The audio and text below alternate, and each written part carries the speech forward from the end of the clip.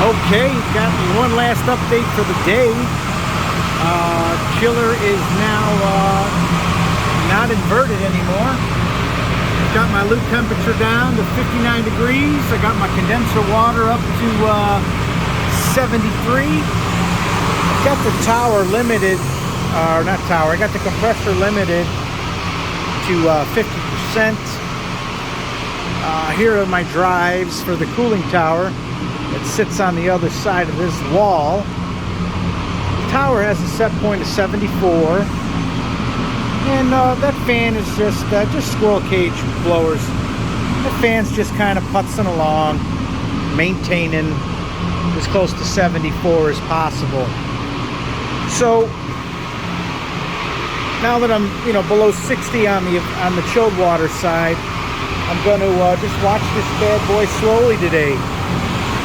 I did water flow this morning. The evaporator was at 23 feet, 804 GPM.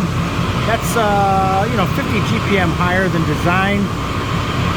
I'm going to call that close enough for government work. Condenser delta P, I'm at 861. Now design is 900, but again, close enough for government work. If we get to be 100 degrees outside for a week, I'll start to get concerned.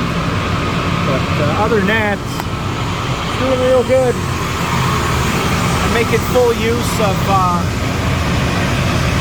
the tech view, and I'm taking snapshots every 15-20 minutes, which gives all the data for the chiller. So I can also analyze it later, just to see if anything sticks out. At the refrigerant monitor running 0 ppm. This thing is loud when it goes off. Rubbing alcohol will set it off, just so you know. So yeah, she's all back together. Got the old insulation back on. That was a pain in the arse, I can tell you that. Yeah, she's running quite well.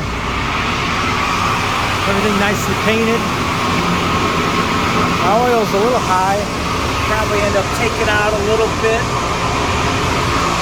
I kind of hit the sight glass with some paint. I got to clean that off there.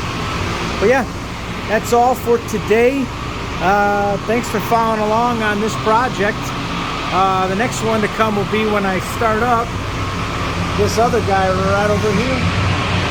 We're not going to do that today though. We'll do it next time. All right. Thanks for watching.